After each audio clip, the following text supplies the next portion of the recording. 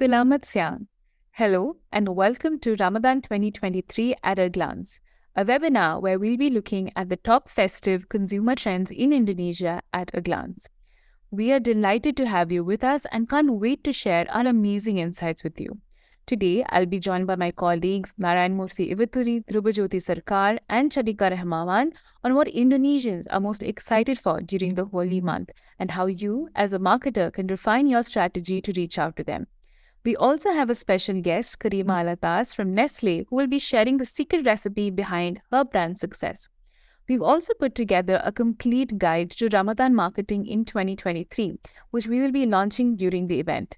The report is packed with powerful insights on Indonesian shoppers and a host of ideas for you to get started with a Ramadan campaign that will win hearts.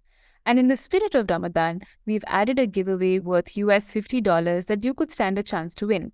All you need to do is engage with our poll questions throughout the webinar. Do stay tuned.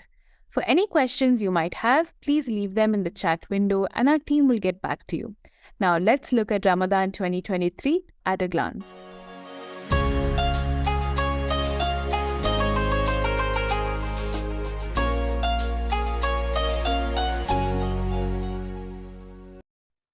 Alright, so let's get started.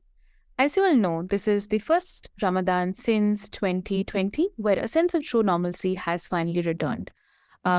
Vaccines are plentiful around us, borders have opened up, and families are really looking to be reunited with their friends, their relatives, and even gather up with their colleagues and finally observe this holy month without the interruptions of a very heavy pandemic in the background. This is reflective in the outlook that we're actually seeing with consumers in Indonesia today. We actually ran our annual survey and we had some really interesting insights come out. The first being that all this positivity that we're seeing on the outset is also reflecting in how consumers are planning to spend this year. We're actually seeing that spends are really going to be staying high because 92% of people have actually come back and said that they're going to be spending either higher or the same as last year. The second being that, connected to this is the fact about how planned people are when it comes to shopping this year. Because of the reduced price constraints and the fact that Ramadan is such an important event and consequently so is Eid, people are taking a far more planned approach this year. While they have decided that, hey, I'd like to, either buy some clothes, I know that these are the groceries I'd like to buy, they've really made their choices when it comes to categories. And all they have to do now is actually decide what brand that they're going to finalize on. The next, of course, is Mudik is now finally back in full swing. People are far more confident in their ability to be able to travel back home and also go and visit nearby towns. And this really is going to be the year of reunions in Indonesia. And the last but not the least is, of course, being happy with hybrid. Now, of course, with stores finally opening up and people not really having so many restrictions as they had in the years past, people are really looking forward to going back into stores.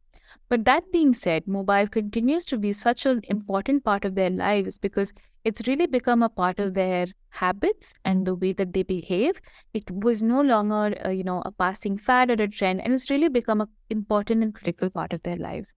So we're going to be seeing a real balanced approach between in-store and mobile this year.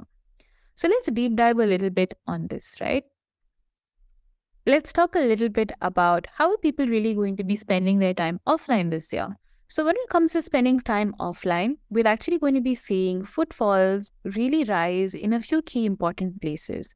You will actually see that, visits to mosques, convenience stores, restaurants, malls, these are all going to spike. Mosques, of course, being the most critical when it comes to, people actually observing and, praying. We're also seeing that people are going to be going back into stores because they'd like to visit and make their purchases. And of course, restaurants are places where people are planning to reunite and, in fact, even pick up food from. There could be a number of reasons as to why they would be visiting those locations. The other place that people are going to be spending a lot of time offline is actually they're going to be planning their trips back home or to nearby towns. We're expecting to see a big spike in travel during Ramadan during the last week and also a few days, especially ahead of Eid. So this is going to be a really critical time where we're going to be see a lot of travel, where families are finally going to be able to reunite with each other. Now, that we spoke about was a little bit about their offline behavior, but we all know that mobiles and the mobile ecosystems can be a universe of their own. So, what are we expecting to see there? Really, what we're really expecting is that mobile will continue to be the heart of the festivities, because at the end of the day, as soon as you wake up, as soon as you open your eyes, we're all guilty of just picking up our phones and, start scrolling through and getting the content that we want, right? So we are actually going to be seeing a majority of Indonesians actually are going to be um, consuming religious content on their phones. We're also expecting them to be, engaging in live content, watching, streams.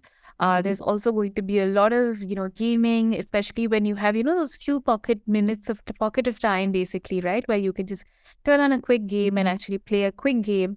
We're actually going to be seeing a lot of that activity as well. So definitely, whether it comes to, observing religious activities, playing games, watching videos, sending messages, there's a whole universe on mobile. So mobile will continue to be the heart and center of the festivities as well. Now let's come to a little bit about spending behavior, spending patterns that we're actually going to be expecting. So the fact is that when we actually surveyed consumers this year around, 60% of them turned around and said that, they are looking forward to shopping this year. And what was really interesting is we actually went back to our, platform data, and we noticed that 1 out of 3 apps that are downloaded in Indonesia in the run up to Ramadan are actually shopping apps, which is really, really interesting. But what are people actually buying? They're looking at buying clothing and apparel. They're looking at getting gift packs, and then there's also, of course, groceries. So these are the important pieces that people are constantly shopping for. The fact is that, when you look at a little bit of demographics, of course, things can tend to change a little bit, right? But what's really great to see is the expansion of budgets that we're actually seeing. We're seeing a rise with 60% of Indonesians planning to spend up to 3 million rupiah this year. And also 30% are actually going to be spending more than 5 million, which is, I think, some of the highest numbers that we've actually seen so far. Spends across generations also differ. So when you talk to a Gen Z person, the fact is that they've just started their careers, they just started earning. So you actually see that they're looking at about 3 million or so. But then when you look at, let's say, millennials, and then you look at Gen X, they have a lot more disposable income, which that they're planning to spend for this year's Ramadan. Apart from that, when it comes to male versus female, you do see that females are also looking to spend a little more than the men. And I think that's reflective of the fact that some of the key household decisions are actually being taken care of by women. And so there is that little propensity for them to spend a little bit higher. But when you think about shopping, who are people really shopping for, right? Are they shopping for their neighbors? Are they shopping for family? Who are really they focusing on? So this year, we're actually seeing that people are really focusing on their families. That really, really does come right up on top. And when they finish talking about their families, including themselves, it's great to see that the spirit of generosity is really high in Indonesia, because people are then focusing on going after, sharing and spreading that love with people in need, and of course also the staff that works in their homes, and then finally wrapping it up with their neighbors. The next thing that is really important for us to sort of discuss is, of course, who are the consumers this year? What do we know about them? So this year, we're actually seeing 3 key personas. One is, of course, the unplanned shoppers. And these are shoppers who've really not really made any decisions at all. They haven't thought about maybe whether they'd like to buy clothes or groceries. They've decided absolutely nothing. They've not decided the brands. They've not decided anything, right? So these are people who are really sort of influenced by sales, and who are people who really see that, oh, this is a great offer. This is what I really need. And they're far more impulsive in how they shop. The second type of category, and an overwhelming majority of people who actually fall in this category this year, are category explorers.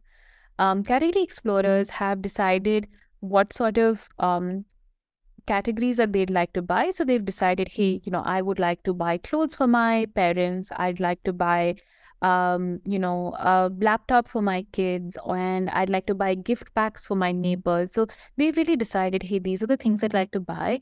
But now all they need to do is, what brand are they going to buy? That's really the only thing that's left for them to decide. And the last being, and I think there are very few of us who really thought out so much, which are the brand lovers who have decided, hey, I need to make sure that I get this watch from this brand and that's it. And I don't really want anything else, right? So those are the three types of personas that we're actually going to be seeing this Ramadan. That being said, that at the end of the day, you will actually see that these type of shoppers have different times when they are most likely going to buy, right? So when you look at the unplanned shoppers, we ask them, okay, you haven't planned anything, but when do you think you're going to start planning? So 30% of them have said that they're going to basically start planning their purchases and really start going into pieces 2 weeks before Eid. Then the category explorers, given how planned they are, they're saying that, look, I'm going to basically going to start my research before Ramadan, and then I'm going to start making my purchases during Ramadan. And the brand lovers who have everything, already tied up and they've decided that this is all that I've got to do, they're basically going to be starting during the month of Ramadan itself. Now we have to discuss, where are people buying? We've spent so much time discussing who people are buying for, what are they going to buy, and all of that. But, at the end of the day, where are people going to buy and what are they going to buy where, right? So the fact is that physical stores, like I said earlier, are still a very important and critical channel. And you will see that there are certain categories where people really need to go in store and feel the product before they buy. So things like jewelry, home decor, and groceries, where you really need to make sure that, hey, am I getting the quality that I'm paying for? You go into the physical store. Whereas on mobile, you'll see things where there are plenty of reviews and from a community that these things are absolutely great. You know that you can actually just go ahead and actually buy on your phones. So that's where like your beauty products, your gadgets and clothing and accessories, that's what really goes up on mobile. Speaking about mobile, let's spend a little bit time talking a little bit about, why is it such a popular medium? How are people's preferences, going about shopping on mobile and all things more, right? So the first thing is the mobile magic really will continue, right? The fact is that mobile will continue to be the most preferred channel, with 98% of people saying that that is where they like to explore deals. That's why they really want to do their research. They want to understand what's really happening there. Closely followed by physical stores and then, of course, desktop websites. So the fact is that, you have a device in the palm of your hand where you can sort of explore a whole universe of products. And I think consumers are really understanding that and looking to really leverage that. The fact is that you have to think also about that's how people are looking at exploring, but how are people actually, looking at it in terms of making their purchases, right? So let's spend a little time talking about mobile. The fact is that at the end of the day, mobile has become such a important and critical channel where they are actually making their purchases. So when we ask people, hey, where are you really buying products from? People really have, an overwhelming majority have said that they do want to buy on mobile, which is then closely followed by physical stores and then followed by desktop websites. Now, I think it's really important for us to understand why is it that people prefer shopping on mobile. And the reason for that is that there is, access to app-only discounts, there's easy payments, and there's free shipping offered by a lot of players today that you just get access to on mobile. And that's something that they really, really love to leverage. The next being, how are people spending their time on their phone? And what you really notice is that the online activities of people during Ramadan is very, very unique, right? Because you're actually waking up really, really early in the morning. And then you have, you go about your day, and then you are actually spending a lot of time connecting with a lot of people at the end of the evening, right? So the fact is that, during the day, a lot of people at the very beginning, they're looking at engaging on social media. We see a spike on gaming activities and things like that. During the day, a lot of people are actually planning their evenings, and they're thinking about their iftaris. So a lot of people are spending time on shopping apps, people are making their plans there, and then during iftar, during the night time, you'll see a lot of other types of apps light up, which is when a lot of people are coming together. So you see music apps and entertainment apps. You also see engagement on social media go really high because people are messaging each other a lot during that time, right? So these are some of the really interesting insights that are, happening on mobile, and you really see a huge domination in that regard. And that being said, the fact is that today's consumer has so many different pieces of content that they're constantly demanding their attention, and they're living in such a cluttered environment, right? So how do we really enable that discovery of content in a seamless and engaging manner where people are really able to get the content that they'd love to discover? So that's where Glance comes in, where we are the home for one-click entertainment, one-click excitement, and one-click engagement. And my colleagues, DJ and NM, or Dhrubajyoti Sarkar and Narayan Murthy Avaturi, will be taking you guys through a really interesting fireside chat to discuss all this and more.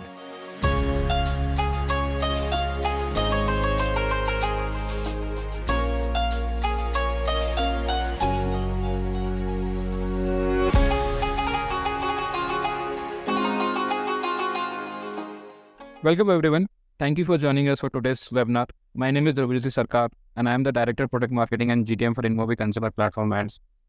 Today we'll be discussing how brands are gearing up for Ramadan in Indonesia. But before we jump into the discussion, I want to also introduce my panelist, NM. Right, we call him MN fondly. His name is Narayan Murthy. Over to you, NM. Good afternoon, everyone, and it's been a happy new year to everyone who's be a part of this session between me and DJ, as we fondly call him.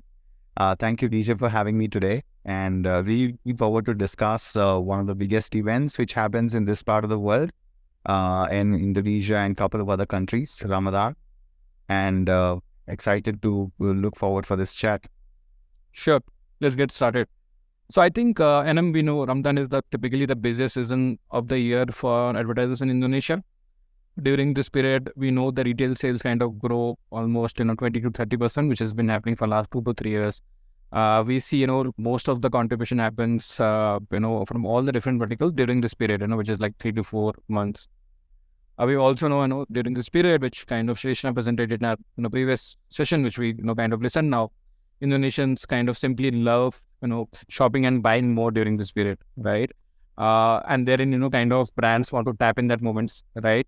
And specifically brands who are in FMCG, but who are in, travel, who are in auto sector, they plan very carefully, to how to capitalize this massive annual event, right? Which is also in terms of, consumers are, habit changing, right? Consumers, behavior kind of changes during this period. Needless to say, mobile penetration across the Indonesia is kind of quite well penetrated, right? And it's just not another in any other platform, right? But it's way of life, right? With that context, I just wanted to understand from you, NM, how the marketing has changed over the last few years, right? We knew it was a pandemic in 2020. And then, it has kind of changed over, last few years in terms of consumer behavior and so on, right? Yep. So, would love to know your thoughts on that, and like how you are seeing, when you're interacting with all the largest brands out there, advertisers out there, agencies out there, right? In terms of marketing evolution which has happened. Awesome. Yeah, it's a very interesting question, DJ, because I remember my first trip to Indonesia almost a decade ago, and I actually landed in the holy month of Ramadan, and I noticed how it's a buzz. Every city, every town, every corner of the country comes alive, because it's not just about festivities. It's about being together. It's about coming together. It's about helping to each other. There is a largeness which this whole festive season brings to the table, and it's a very unique experience of experiencing Ramadan in Indonesia, or living in Indonesia, or spending some time in Indonesia. Having said that, and I've seen it I was unfortunate to see it while the pandemic was happening. And now after pandemic, when we started traveling back to the country from wherever we are living, but it has seen a sea change in terms of the fervor, in terms of the zeal in which it is made, in terms of, because of, I think, three things. One, an integral part of celebrating the holy month of Ramadan for every ordinary Indonesian used to go back to the family, and that got impacted, right? Two is the most other important part of Ramadan celebrations for the entire 30 days is food, and you couldn't go out and have food. And the third part, and I think the most important part, was the economic effect it had, because I know my friends, and I know in my circle of friends who actually work 11 months for this month. And that's how important the overall aspect of it.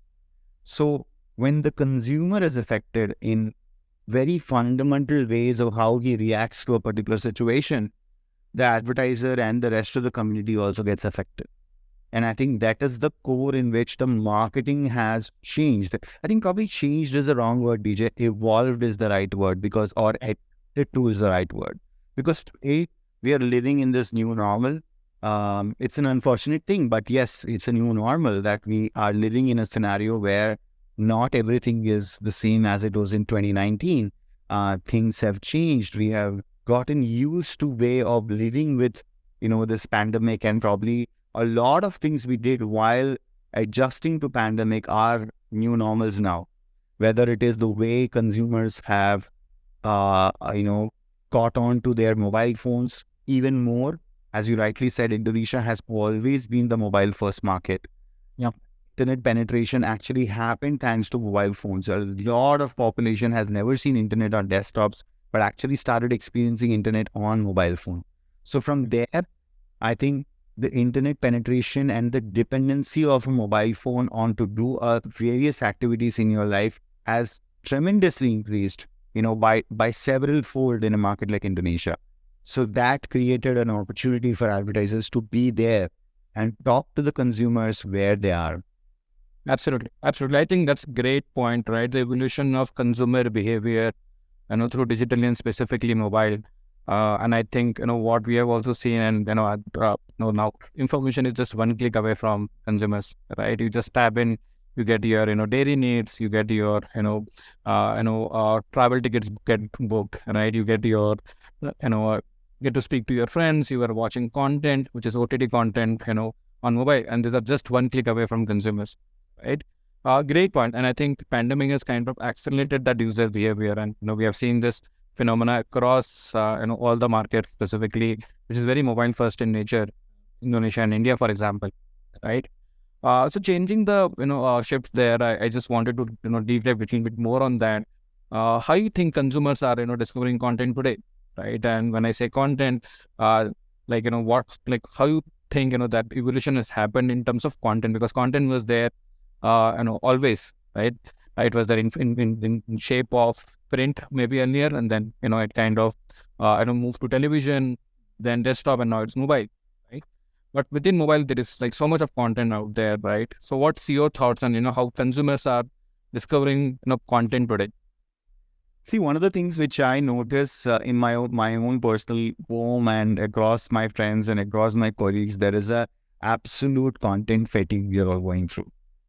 Because in the pandemic, we were constantly in this place. We were having a phone in front of us, and we were constantly watching whatever was available, because there was time, there was nothing else to do. You couldn't go out anywhere. But that is a habit, right? And you created a forcible habit for a large part of the population, which is now hungry for more content, which is more impulsive about content, which is now they want it here and now. In fact, if you see more platforms, growth curves, pre-pandemic, post-pandemic, most of the platforms, also in nature, actually got the highest benefit of this phenomena. That the impulsiveness, the here and now, the immediacy of content consumption created a whole host of platforms growing significantly higher. I think that's a very important aspect of how content creators are also looking at it. They're not looking at long form content anymore. They're looking at a snackable content. They're looking at short form content, which is immediately available to the consumer, instantly hooked up. And then if he or she likes it, then there might be an opportunity of long form content. You see YouTube launched YouTube Shorts. You see in Amazon India launched mini series. I mean, there is a phenomenal content creation which is happening in that snackable, biteable solution. I think there is a very different, approach where the content is getting both created and consumed, which is fundamentally different in how consumers are discovering content today. Absolutely. Absolutely. I think that's a very key tenet of what we have been doing on Glance, right? Content creation, distribution, and consumption, right? And I think this is your interaction in the market. What do you think about this complete on device premium placement of Glance, which we are kind of trying to create a new category out there, right? And which also kind of goes with the thesis of what consumers are just finding the maybe it's one-click consumer which is kind of consuming all this content, but the information is also kind of coming to them as a personalized recommendation, right? So what do you think how critical it is to surface content which is curated content, maybe I'll be very specific here, curated content for advertiser, right? When it is kind of shown to user on Glance, right? How you think it's kind of be a breakthrough innovation out there? See, with the advent of impulse, as I was talking in my last question, wherein there is an impulsiveness to the content, but impulsiveness does not mean that it is a safe content, or is it acceptable content, or is it premium content, right? Because there was more time spent, there was enough content made, all sorts of content made. I mean, it's a natural phenomena, right? There is a demand and the supply will flow that way. But now that things have been, more stabilized, and especially from an angle of brand safety, and from an angle of how premiumness and consumer, because the fatigue will set in if the content is not healthy enough, if the content is not strong enough, if the content is not entertaining enough. So whenever I talk about Glance, and I'm sure you know it, that we talk about, 2-3 very key aspects of our differentiators. One, every piece of content we make is made for Glance, in the format of the Glance, in the design aesthetics of Glance. Number one, every piece of content is humanly verified with a human eye, because there is a inherent responsibility of the format itself that it needs to be safe, it needs to be entertaining, it needs to be premium. So that is part two. Part three, I think, is there is a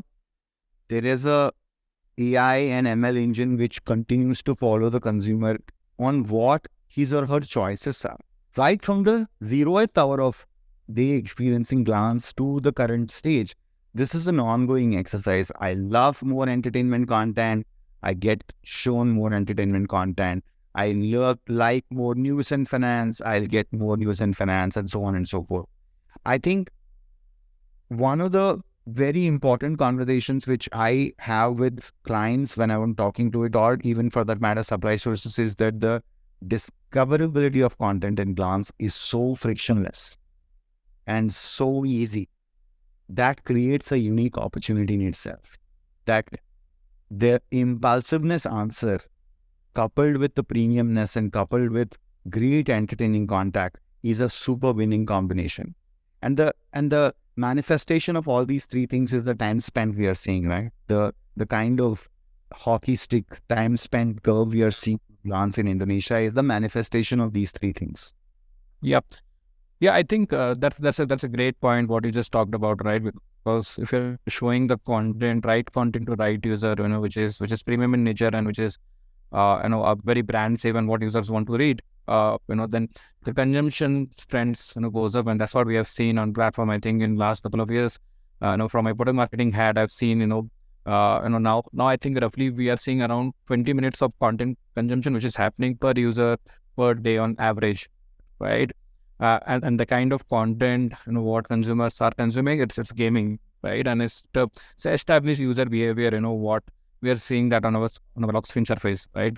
And the entire the flexibility of playing a game on your lock screen without downloading it, right?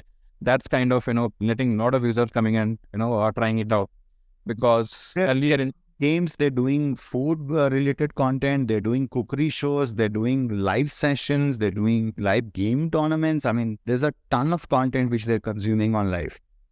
Absolutely, absolutely. I think which also kind of bring back how we are helping the entire ecosystem.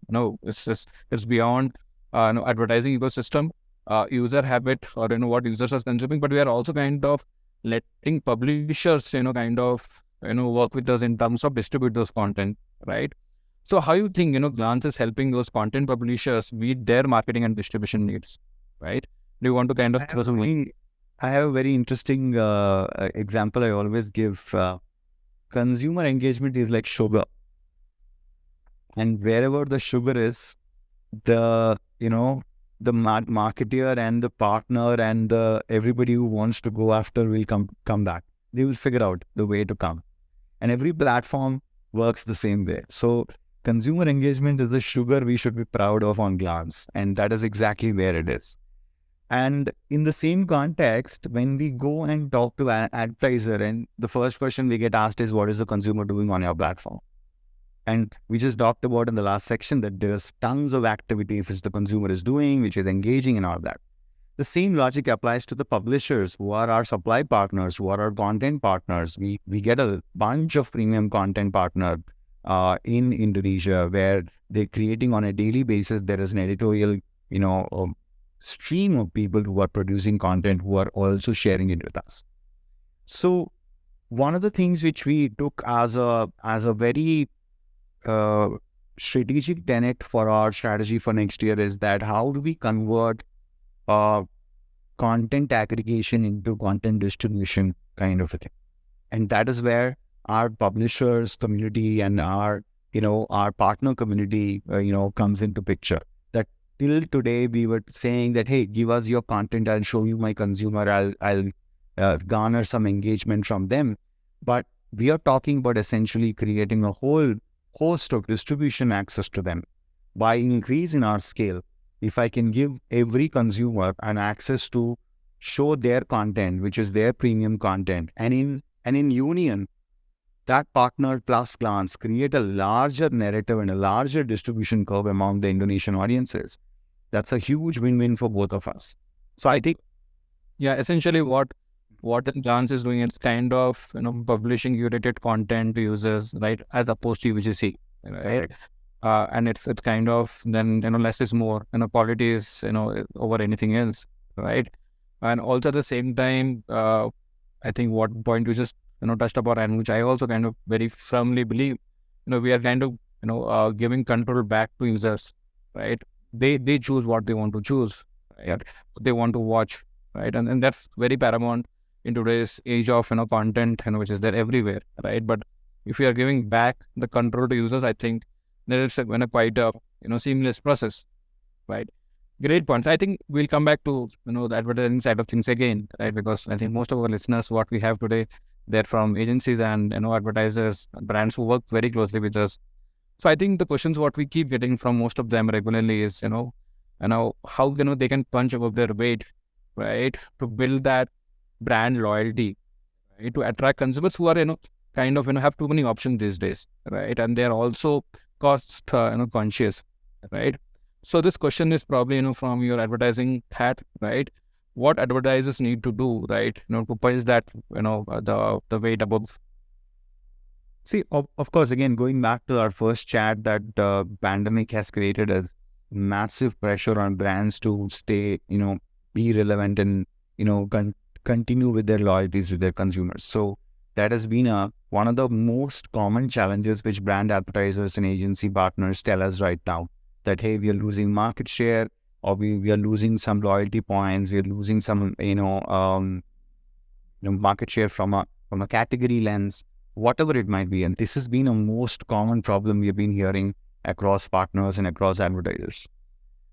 I think one of the very important aspects of glance, which answers to this question, has been that the impulsiveness of content and the curated form of it, and how that neighborhood works perfectly for a brand to be relevant. Not just showing an ad, because I keep telling advertisers that, Glance is not an advertising platform. We don't sell ads, or we don't do ads. We sell experience. The brand has to create that experiences, and we create that platform for them to create that experience for you. Yeah. That essentially helps the brand to engage in the right set. It might be a branded content for that matter, that where brand communicates in a very distinct own personality way, and then that can be a part of the asset. It need not be just a banner ad or a video ad. It can be any format. That is the beauty of Glance, and I think that is where we have seen multiple brands come to us and work with us very closely in actually achieving that, creating that loyalty. Not just that, DJ, I think one of the most important, we are working on the project is on the e-commerce enablement of Glance. That how do we take it to a logical extension where most of the consumers are actually want to go to a marketplace within the country and buy the product from there. And Glance, we're proud to say that Glance obviously has a last mile connectivity in terms of, the marketplace modeling and everything, and making sure that, from an in-movie standpoint, we work on those deliverables from a product point of view. And we have several partnerships in the market which enable us from doing that, where Glance becomes the surface, and then the back-end proposition is done by MOB and, our partners who are in the game. And that also creates a massive opportunity for brands to engage with us and make sure that the relevant consumers are getting targeted. Absolutely. Yeah, I just want to touch upon that point because I know, because it's a very new platform. That's a very new experience what we are building out for consumers there. And hence the kind of product investment what we are putting in terms of building those mobile formats, right, which are very much in lines with IAB guidelines, right? Because we are not doing something which is in-app. We are not doing something which is MWeb, but we are kind of following the industry standards to build those formats. When the media, a buyer is buying those formats, they are able to buy the same shape and form, same specs, what they are buying it, in the app ecosystem, which is kind of, been there for a while now, right? Yep, I think, and then that's what a lot of work, which you and, team are doing there. I just also wanted to touch upon, kind of partnership what we have done in the market, which is in terms of data partnership what we have done. We have done partnership with Gojek. We get their data to build audience cohorts. We are getting, kind of very deterministic signals, which is helping us, optimize the user, algorithms better. Right, and also at the same time we have another partner which is a telecom giant in Indonesia, which is Telkomsel, right? So how you have seen, when you have run these campaigns for advertisers leveraging, this data set combined with in-movie signals, right? And also Glance signals, which is more of a content consumption signals, right? When you are reaching out and I'm sure advertisers have run a lot of campaigns with us leveraging this data signals, right? And we have a bunch of case studies around that. But do you want to touch upon that point, like, how the unique data what we have that's helping all the, algorithms things, whatever, performance marketer wants to know all the metrics is they want to see, right? And we have a bunch of them, right? So your thoughts on that? No, absolutely. I think we have been we have been in the forefront of data partnerships as far as Southeast Asia is concerned. Probably, it will be right to say that I don't see anybody else in that light who are doing similar stuff as what we are doing on an in-movie platform side. We have partnerships in, with Gojek, with Telkomsel, with Inquiro in Philippines. We also have a bunch of other partnerships like iPrice and from a not just the data and execution side, but it's all about marketing, marketplace connectivity on e-commerce side, on e-commerce enablement. So uh, one of the things which differentiates us is scale, that we reach a very large part of the Indonesian audience, digital audiences. Couple that with a very, very sharp targeting with using the data signals coming from data partnerships like Gojek and Telkomsel, which made us a preferred partner for a lot of advertisers in a lot of categories. Because I think the granularity and more importantly, the deterministic nature of data is basically creating a whole host of opportunities for us. That helps. Not just that, I think we also are one of the runners in terms of creating a first-party data solutions. As you're aware of it, IDFA has really, shaken things up in terms of how future-proof are we as platforms, as advertisers, as agencies in storing all this data, and suddenly everything goes in a poof in one day. So we need to make sure that we future-proof ourselves from any eventuality like that. So there is a bunch of clients who work with us on their first-party creation using a proprietary tool called Pulse, which is also integrated on Glance, by the way. So there has been no stone unturned in terms of making sure that the client sees us, and we partner with the client in making sure that not just today's problems, but also tomorrow's and day after tomorrow's problems are in the light. All right, NM, that was a really great point. So I think I will just ask you last question, and then we'll break out, right? And this last question is something which I wanted to ask you for a long time. And given the kind of experience you have, over India and Indonesia market, and the kind of work which you have done, with agencies, then with publisher, now with InMovie, I think you have seen the entire evolution of ecosystem. And what I also firmly believe, advertising has kind of changed in last 3 to 4 years, significantly. There have been a lot of tectonic shift which has happened in this industry, right? And there are many components which we talked, during this, panel, which is advertising, which is media, and which is content, right? And there is always evolution which is happening between, all these 3 dimensions, right? With that, I just wanted to ask you this question: how you think 23 and 24, which in a way it will evolve in all these 3 dimensions, right? Basis your interactions in the market, basis your understanding of the industry. What would be your thoughts on that? Wow, you put me in a spot in asking some predictions. I was not ready for this, but okay, let me give it a shot. I think one of the first things I strongly believe is the way we sell ads is going to change. It's not going to be the same way. I mean, it's not that we will lose impression or we will lose the start point of what makes a journey of an ad, right? As we call it in Glance also, it all starts at the glance. Everything starts from there.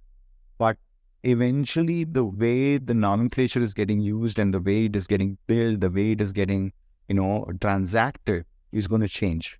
And it is going to change very soon, because it can be transformed into an experience, it can be transformed into a content, it can be transformed into anything else. I don't know what is going to happen, but the way this is currently transacted is going to change for sure. I mean, I think very, very soon it is going to happen. It's already happening. Second, I think one of the most important thing is outcome-based. We are already seeing that happen, that every ad dollar will have an outcome associated with it. Whether we like it or not, whichever category it might be, depends on the logistics and depends on other aspects of, last mile connectivity to be solved for. But there will be a very soon a time in the next 2 years, there will be every ad dollar spent will have an outcome which is corresponding to it, for sure. Third, and I think one of the very fast moving things which are happening in our world of advertising is there's a lines getting blurred between what is television, what is audio, what is radio, what is digital, blah blah blah.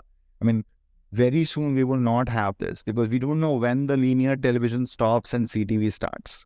We don't know when audio ads will start and radio ends. We don't know when the programmatic digital overhead starts and the linear digital overhead starts. I mean, there's a very, very thin line with all of this. It's one whole large family of digital advertising, which will very soon get bundled into an omni-channel presence, but what's one single strategy wherein there'll be probably one technology layer working across. Very soon it might happen. So I don't want to put my foot in the mouth. I'll stop there. But there is enough and more predictions we can talk about. Great. Thanks, Tanem, for that point. So what I just picked it up from that, those, things what we talked about. Consolidation will keep happening, right? Which is happening and it will keep happening. And change is constant, right? Change and evolution is constant, which we will, gonna do along with our partners, along with our advertising, folks and so on, right? Great. It was a great discussion, and I'm with you. Thanks for all the insights what you gave. I hope it will help, advertising and agency partners who work very closely with us to understand, what, they can do with us during Ramadan, what kind of formats they can leverage, what kind of strategies they can leverage and so on, right? Once again, thanks a lot. Do you want to, have some departing note out there before I hand over this to Chadika? No, thank you so much, DJ. This was a lovely chat, and I think we covered very pertinent points which affect our business both internally and externally. I hope this will help few people at least who are listening and who are a part of this session. And thank you so much for having this chat, and thank you, our beloved in movie marketing. Great to have you. With that, now I will hand over to Chadika, who is with one of our FMCG marketing partner. So I'm sure you guys are gonna see a lot of experiences what we just talked about. You guys are gonna we are gonna show you those experiences and also get the inputs from Chadika, right? Thanks, guys.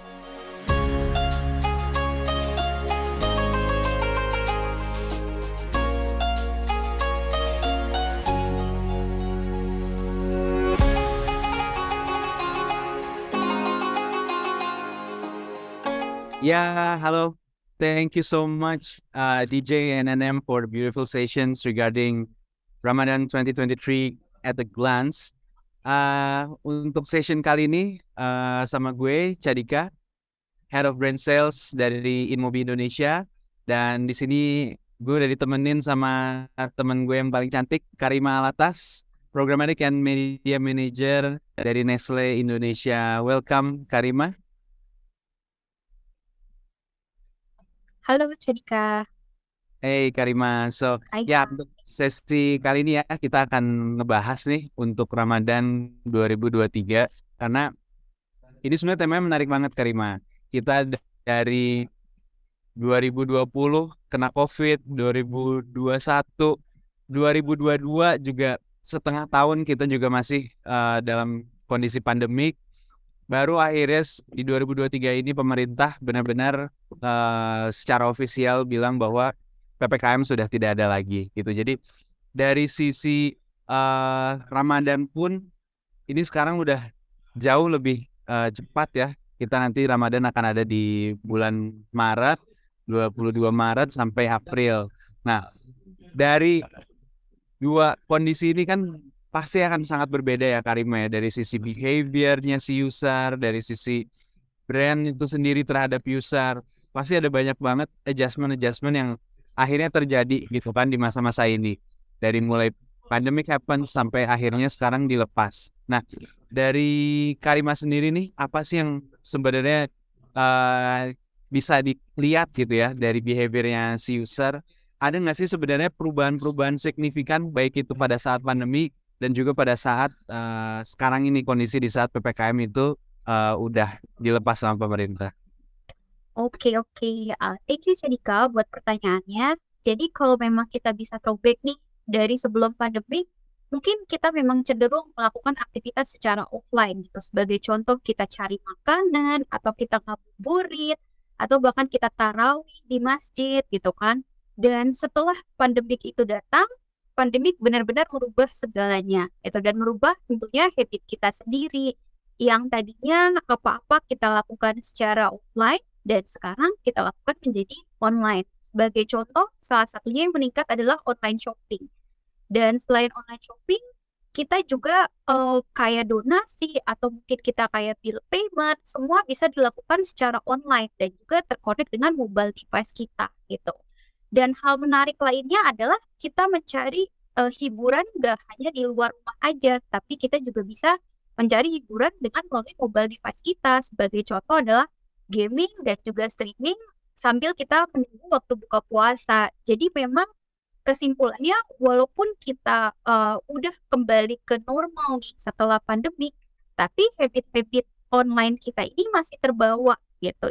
Habit-habit yang kita memang lakukan di pandemi masih terbawa dan salah satunya adalah online shopping gitu. Jadi walaupun sekarang kebutuhan primer kita dan kebutuhan sekunder kita udah tersedia secara online dan sebagai konsumen kita jadi punya pilihan nih, Cadika gitu.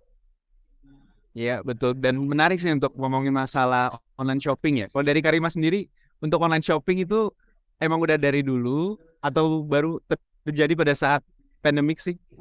Atau gimana?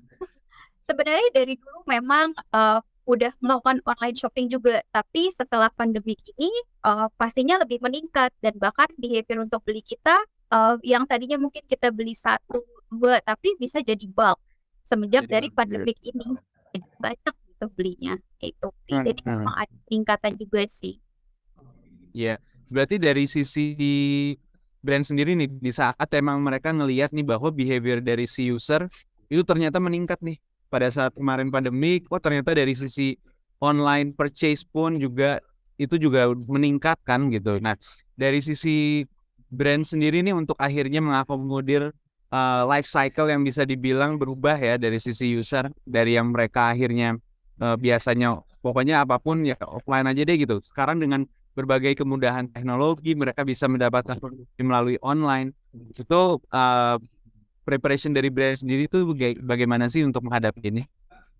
Nah, jadi memang kita bisa melihat sih ada perubahan life cycle dari konsumer kita sendiri gitu. Nah, mungkin kalau kita bisa refresh lagi sebelum pandemi, ketika konsumen kita mencoba produk kita, dia bisa datang langsung ke store gitu dan dia bisa tes, dia bisa lihat cocok nggak sih produk kita dengan mereka gitu atau enggak sesuai ekspektasinya nggak sih. Dan ketika post pandemic ini kita lihat media habit juga berubah dan tentunya kita banyak konsumsi konten online. Jadi online behavior itu menjadi sesuatu yang normal. Dan gimana sih user untuk dari belajar produk kita sampai dia explore kita menjadi pilihan mereka gitu. Jadi kita lihat ini mereka mencari informasi secara online gitu, menggunakan keyword-keyword dan mereka juga riset produk kita dan tentunya mereka akan compare dengan kategori yang sejenis dengan brand kita gitu.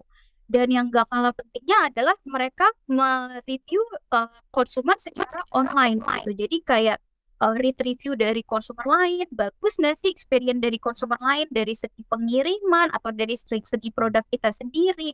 Dan yang lebih menariknya lagi, mungkin setelah post pandemik ini, beberapa dari kita juga melakukan keduanya gitu. Jadi ketika kita browsing online produk kita, dan kita juga bisa cek langsung nih ke store, kita compare harga gitu kan, karena kita pengen benar-benar memastikan kalau purchase kita itu seamless. Oke. Nah, dari sisi research kita ini ya Karima, kita kemarin tuh sempat ngadain suatu survei gitu ya untuk melihat sebenarnya dari behaviornya masyarakat menyambut Ramadan di 2023 itu gimana sih. Dan dari sini kita dapat result gitu kan bahwa mereka itu banget excited banget untuk akhirnya menyambut gitu kan, karena semuanya udah dibuka, mereka udah bisa expect bisa ketemu temen, bisa buka bareng, ya kan udah nggak ada ketakutan lagi gitu kan untuk bisa kumpul-kumpul bareng sama teman-teman, sama keluarga, dengan orang-orang yang mereka kasihi gitu ya. Nah, tapi di sini karena semuanya udah mulai terbuka dan udah mulai bisa offline juga gitu kan. Tadi Karima bilang, yes, pada saat pandemi ada peningkatan untuk online behavior dari si user. Apakah sebenarnya Karima ngelihat trennya turun juga nggak sih untuk nanti, apalagi di Ramadan gitu ya? Atau justru online pun juga harus tetap di-maintain kayak yang tadi Karima bilang ya, akhirnya jadi ada 2 channel yang akhirnya di-maintain juga gitu kan. Nah, tapi dari sisi ini apa yang harus dilakukan sih sama brand gitu kan untuk akhirnya bisa ngebalance nih gitu kan bahwa oke, ini dari sisi offline presence ada, dari sisi online terlebih lagi dari sisi mobile gitu kan karena sifatnya lebih personal itu juga bisa tetap ada presence. Oke, jadi memang dengan kondisi ini online dan offline pun juga balance dan tentunya online shopping atau online transaction mungkin semakin meningkat lah di tahun ini gitu. Kalau dari yang kita lihat juga. Jadi kita sebagai brand kita juga ingin memastikan gimana caranya kita punya full funnel strategi yang kuat gitu dari awareness, dari consideration dan juga up to purchase gitu. Karena memang pandemik ini udah merubah habit dari konsumen kita gitu. Jadi kita benar-benar take into consideration dan salah satunya adalah supaya kita bisa visible di mata brand kita dan mereka juga tetap ingat brand kita gitu. Jadi kita menggunakan kayak omni-channel juga gitu untuk grow our reach juga dan juga sebagai salah satu channel yang kita pakai di tahap consideration sebagai contoh misalkan sekarang lagi tren orang mencari produk kita melalui keyword gitu kita juga menggunakan utilize search di consideration dan mungkin nggak cuma hanya sekedar kita memilih channel tapi gimana caranya user juga dapat experience misalkan ketika mereka klik iklan kita dan mereka itu benar-benar landing page kita itu juga ada detail informasinya gitu. Jadi semua lebih jelas, lebih clear dengan apa yang konsumen butuhkan gitu dan juga informasi yang jelas juga tentunya di online website kita itu sih. Dan juga kita juga dengan hal itu kita percaya drive purchase untuk consumer kita. Tapi di sisi lain kita juga harus memastikan nih nggak hanya online aja tapi gimana caranya produk kita itu bisa visible di point of sale atau di store kita. Jadi memang online dan offline itu harus balance gitu dan juga terutama untuk stok produk kita sendiri gitu. Jangan sampai out of stock mereka udah ngeliat iklannya secara online tapi ketika mereka mau beli offline atau ketika bahkan mereka belanja langsung di online itu produknya habis gitu. Jadi memang kita benar-benar bisa prepare lah di momen yang besar.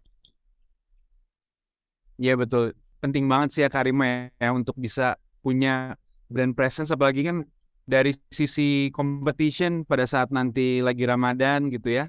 Itu kan pasti berat banget ya gitu. Pasti semua orang pingin masuk di momen-momen key moment di pada saat Ramadan, entah itu lagi di waktu sahur, entah itu pada saat lagi waktu mau buka puasa gitu ya. Itu tuh udah apalagi pada saat mudik ya kan yang mungkin kita miss gitu ya pada saat lagi pandemi gitu kan sebenarnya momen-momen mudik gitu ya di mana sebenarnya banyak kan waktu itu ada stop untuk istirahat dan brand pun juga akhirnya juga masuk gitu ya dan itu yang sebenarnya bakal bisa kita expect ya di Ramadan ini untuk brand akhirnya sangat kuat kompetisinya untuk bisa tap in that moment gitu ya.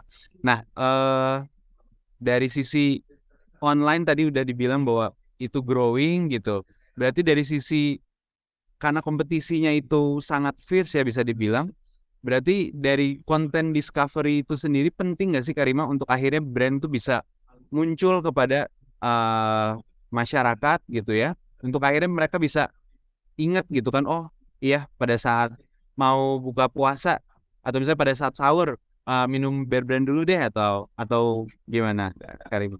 Ya, jadi memang konten discovery atau juga kita bisa bikin konten yang tepat dan tentunya sesuai dengan audiens kita di waktu yang tepat dan juga komunikasi yang tepat dan juga pesan yang tepat. Jadi memang itu sangat penting sih untuk kita karena gimana caranya kita bisa mengerti konsumen kita itu sendiri dan dengan momen yang tepat ini nggak hanya kita membangun konten yang tepat juga, tapi kita juga bisa tap in momen nih. Misalkan lagi momen Ramadan, kita bisa bikin promo gitu, promo untuk Ramadan gitu dan juga misalkan untuk tap in di mudik seperti yang Cadika juga info tadi. Dan selain itu, kita juga gimana caranya kita bisa meng-offer solusi-solusi yang tepat nih untuk konsumen kita gitu. Dan salah satunya adalah follow trend yang lagi berkembang. Jadi kemana arah konsumen kita lagi mencari atau kita butuhkan dan kita sebagai brand juga beradaptasi untuk menyesuaikannya. Ya, Karima, jadi emang dari sisi konten marketing kan emang udah mulai digunakan lagi gitu, dan kayaknya itu juga jadi salah satu faktor yang paling efektif gitu ya untuk bisa masuk ke masyarakat gitu kan, untuk bisa deliver brand message, untuk bisa deliver promo dan lain-lain gitu ya. Karena memang dari sisi user gitu kan, mereka kan akan sangat relate kalau misalkan konten ataupun influencer yang mereka itu uh, bisa menggunakan produknya lah atau apa gitu. Dan dari sisi konten marketing sendiri, kadang kalau misalnya narasinya pun juga bagus, viral lah gitu. Nah, in terms of content marketing gitu ya, dari Karima sendiri sebenarnya ngelihat nggak sih opportunity untuk akhirnya tap in ke ranah live juga gitu? Karena sekarang kan udah mulai banyak nih di sosial media ataupun di platform-platform online lainnya gitu ya, mereka udah bisa provide live session gitu, entah itu gaming lah, entah itu cooking live gitu, ataupun berbagai macam live tips lainnya yang akhirnya dijalankan di platform. Dari Karima sendiri ngelihat ini atau brand sendiri ini opportunity seperti apa sih? Benar-benar. Jadi memang salah satunya adalah live shopping experience gitu ya, yang kita banyak sekali sekarang lihat gitu. Dan ini juga bisa menjadi salah satu opportunity brand kita, dan balik lagi berdasarkan objektif brand kita nih gitu. Jadi memang untuk yang tahap purchase tentunya pasti live shopping experience ini juga salah satu yang menguntungkan kita gitu, karena itu bisa menjadi option atau itu bisa menjadi alternatif untuk konsumen yang mungkin nggak pengen nih belanja di luar gitu, tapi mereka bisa ngelihat experience-nya secara langsung gitu.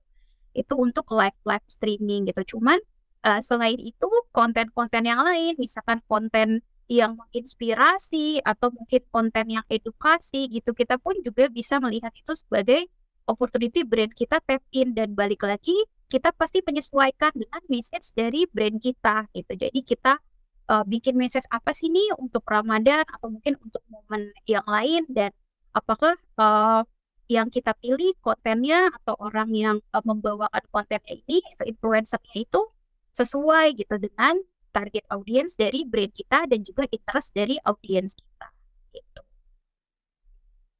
Oke, untuk sebelum kita wrap up ya Karima, mungkin terakhir gitu ya, dengan tadi yang Karima udah sempat mention terkait dengan pentingnya akhirnya bisa memiliki presence baik itu online maupun offline, ataupun berbagai macam strategi dan insight yang tadi Karima udah mention. Dan mungkin one key takeaway yang bisa Karima bisa share nih ke teman-teman gitu kan, terutama untuk teman-teman marketers kita nih di bulan Ramadan ini, apa sih sebenarnya yang paling penting gitu kan yang harus dilakukan dan diingat selalu gitu kan untuk bisa punya atau bisa menangkan Ramadan di 2023 ini. Oke, jadi memang kita pasti tahu nih Ramadan itu adalah momen yang penting banget buat umat Muslim, dan juga salah satu momen yang besar bagi kita sebagai advertiser gitu. Jadi gimana caranya nih di bulan Ramadan ini kita bisa deliver advertising yang benar-benar berkualitas gitu. Jadi kita mencari apa sih yang konsumen kita butuhkan. Jadi di momen Ramadan ini kita bisa bikin strategi komunikasi yang benar-benar relevan gitu, dan juga sesuai dengan target audiens dari konsumen kita. Dan salah satunya adalah di Ramadan ini juga kita lihat karena habitnya orang senang untuk makan atau masak makanan sendiri di rumah, mungkin kita sebagai brand juga bisa membuat kayak konten inspirasi gitu. Jadi inspirasi Ramadan, atau mungkin di hampers juga masih happening nih gitu di Ramadan ini. Nah, kita juga bisa nih misalkan DIY hampers dengan brand kita sendiri. Tapi dari itu semua yang paling penting adalah karena di bulan Ramadan pasti demand brand kita begitu besar, gimana caranya kita bisa memastikan produk kita ini juga visible di offline store dan juga nggak habis ketersediaan barangnya gitu. Karena kita ingin banget memastikan bahwa konsumen benar-benar dapat experience yang bagus juga gitu dari produk kita sendiri. Jadi nggak out of stock dan produk ada, mudah dicari, dan juga visible tentunya bagi user Indonesia. Itu sih. Thank you banget Karima udah bisa datang ke session ini. Insight-nya sangat baik gitu ya, dan itu bisa menjadi suatu pembelajaran juga buat teman-teman marketer kita. Thank you banget. I wish you all the best Karima. Nanti kita bisa ketemu lagi in another time. So thank you so much. Have a great day. Bye-bye. Welcome, Shadika. Bye-bye. Hello again. We hope you found the webinar useful and engaging. We hope it gave you a window into Indonesia's consumers as well as how you can form meaningful connections with them. For complete insights and ideas to get started with your Ramadan strategy, download our report Ramadan 2023 at a glance. Thank you so much for joining us today. You will be getting a feedback survey from our team, and we would be truly grateful to hear your thoughts. This will help us bring more interesting content and insights in the future. If there's anything else you'd like to know, reach out to us at mobilemarketing@inmobi.com. We wish you a joyful, peaceful, and prosperous Ramadan and Eid in advance. See you soon.